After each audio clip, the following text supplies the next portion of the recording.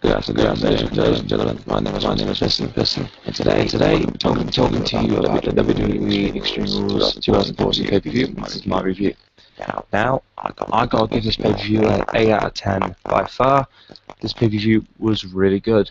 I mean, for a pay-per-view that didn't look so good, to the build-up and everything, it was worth it at the end. And to me, I think it was brilliant. The pay-per-view, it was also really well done. The matches itself, really good. And now we're going to start from the first match. Um, I can't remember his name. The little horn guy from the Mexican team versus Hornswoggle. Oh my God, seriously, man. Well, the worst decisions ever to make, especially Extreme Rules. Um, but the funny thing is that the crowd were chanting, "This is awesome." So. That's the only good thing about that match, really. Okay, but but guy with the balls, he won. The horns, whatever you want to call him, he won against Hornswoggle. The very first match in the night, the actual pay-per-view itself was the triple threat elimination match. Cesaro versus Jack Swagger versus Rob Van Dam. Now this match was pretty good. I'd say the only downfall about this match is that it was an elimination match. I think if this was a proper triple threat match, there would have been more spots in the match. I'm not saying it was a crap match. I'm saying it was a good match, but I just wish I would have seen a bit more, like, let's say, more pressure on like guys like Cesaro, who's been built up pretty well. Not like to a championship, but built pretty well because now he's the new Paul Heyman guy. And to make Cesaro look good with Paul Heyman to become maybe a future champion later this year, he needs good momentum. And in this match, he won. Rob Van Dam eliminated Jack Swagger at first, and then after that, Rob Van Dam got the neutralizer by Cesaro on the trash can as well, which was pretty cool. So it got a little bit extreme, but yeah, it was a pretty good match. So yeah, Cesaro won. The next match was Bad News Barrett, the number one contender for the Intercontinental Championship, against the Intercontinental Champion, Big E Langston. Wade Barrett is finally now the new Intercontinental Champion. Now, I was really happy and really excited like that he won it, because Bad News Barrett has become a big popular thing, as a matter of fact. A lot of people may disagree, but it actually has become pretty popular now, because Bad News Barrett is a guy that you have to hate as a heel. I mean, like, he's one of those guys that you just like, oh, for Christ's sake, not his voice again. It's same with Vicky Guerrero. It's same with Paul Heyman.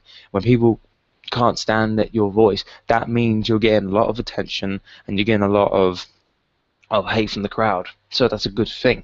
And because Barrett had quite a lot of time off, not being in the ring, unfortunately, but now because he's back in the ring, he actually earned his way to get this title.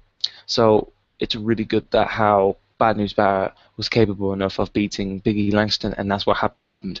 The match was actually well done. The match was really good. I was quite surprised because no disrespect to Big E Langston at all. I like Big E Langston, but the thing is, it's just his character of the championship. If he would have had a good character, let's say because he's a massive guy, he's a body-built lad, and I want him to be a dominant champion. I wanted him to be a dominant champion. I'm not saying he's crap or anything. I just want his character to be more dominant, like a Goldberg sort of person, or not a Ryback. Ryback was nothing, but with someone like a Goldberg sort of title reign, that would have been something pretty cool. Like someone that is really dominant and he's unstoppable. But unfortunately, Biggie Langston was not exactly treated well with the championship. It was cool when he won it. I mean, especially to Curtis Axel when he was the Intercontinental Champion. That was pretty cool. But at the end of the day, we have a better and new Intercontinental Champion, Bad News Barrett. Boom. Anyway, the next match, pardon me, the next match was Shield versus Evolution. That is all I gotta say about that match. This match was fucking brilliantly done. I loved it. I mean, there was nothing bad about the match at all. Well, I mean, you know, all those matches, it started off with a brawl, which was cool, and the Shield were kicking Evolution's ass, as they always do. and they even went backstage. Well, they went into the crowd. Seth Rollins did a massive crossbody right for the middle of fucking nowhere onto both Dean Ambrose, I think, and to Batista and Orton. And that, no, to Triple H and Orton, and that was fucking awesome. Batista and Roman Reigns were in the ring still, and then Roman Reigns capitalize and hit the spear on the Batista to pick up the win. 1, 2, 3. Shield are the victors. Now I like this. That is a massive career boost right there. All three superstars have beaten three probably of the top guys in WWE, which is Batista, Randy Orton, and Triple H, the COO of the WWE. I mean, when you look at it, it's a really good win. It's a very good win for Dean Ambrose, for Seth Rollins, and for Roman Reigns. So the question is, what's next? We don't know. So, I mean, there could be another match with Evolution. Maybe so. I mean, there could be another Extreme Rules match for Payback. There could be another whatever, you know. You never know. I mean, next thing you know, it could be a freaking Hell in a Cell. Who knows? So, the Shield won, and that was a really good match. 5-star match, that was. Next match was Bray Wyatt versus John Cena. This match was fucking well, brilliantly done. Again, this match was way better built than WrestleMania's. You may disagree, but I think the build-up was way more to make Bray Wyatt stronger than ever. And finally, and thank God, Bray Wyatt defeated John Cena. He finally defeated John Cena.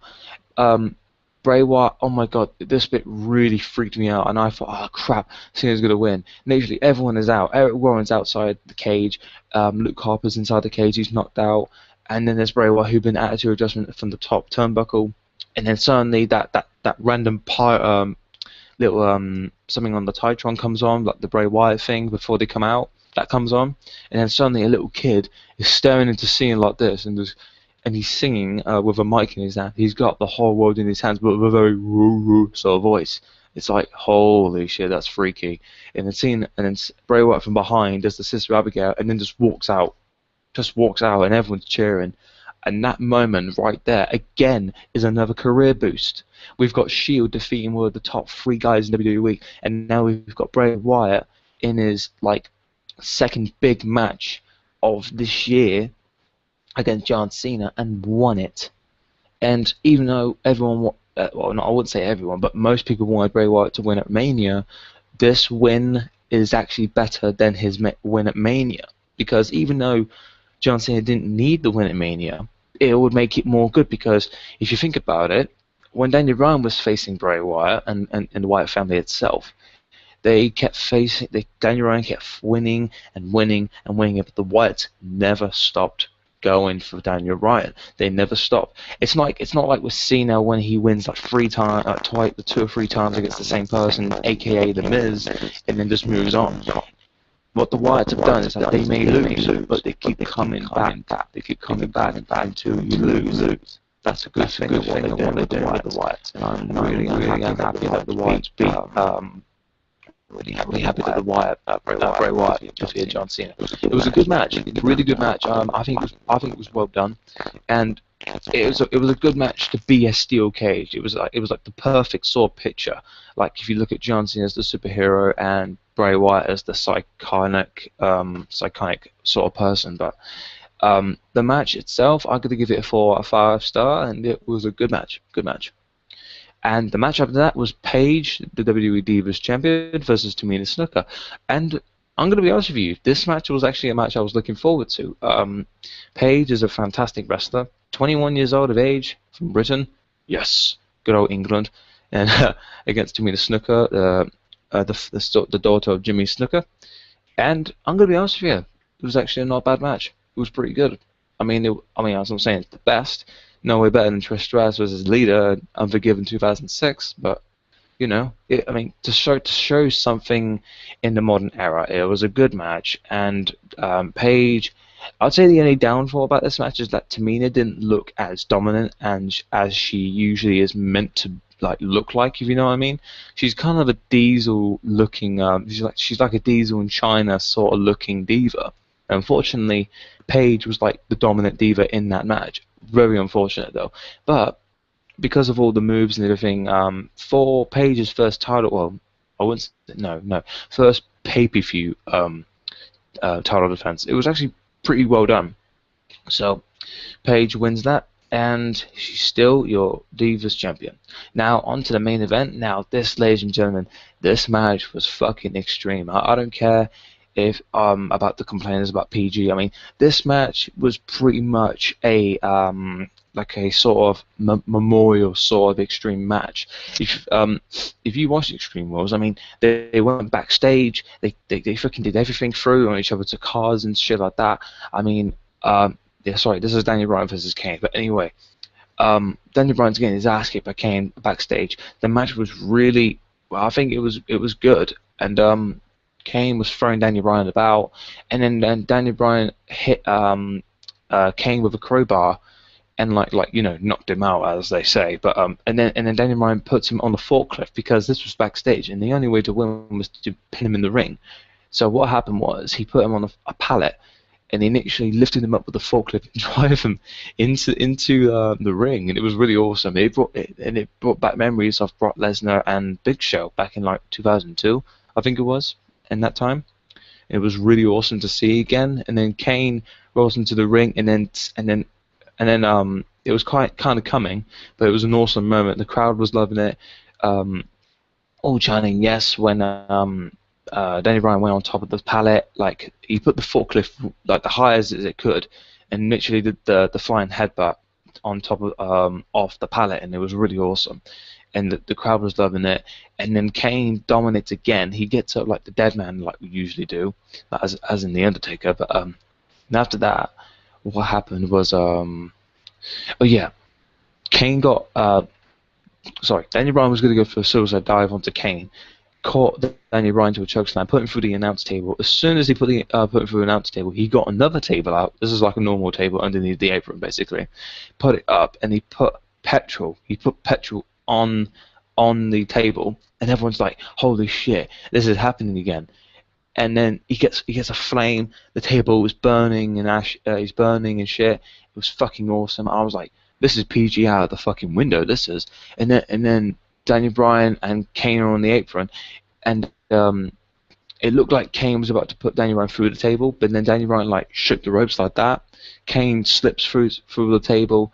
Kane goes back into the ring, and then Daniel Bryan hits the running knee and wins the match 1-2-3. Daniel Bryan is still your WWE World Heavyweight Champion. And this pay-per-view, the ending of the pay-per-view was good. Kane got pinned, but as soon as he got pinned, really, Daniel Bryan was out like doing this with his championship, yes, and all that sort of stuff. And then Kane immediately gets back up and does his flames, like, you know, I mean, like he's like pissed off. But it was a good end to a pay-per-view. It made Kane not as weak. And the thing is, I think this is like the best we've seen Kane in a long, long, long time.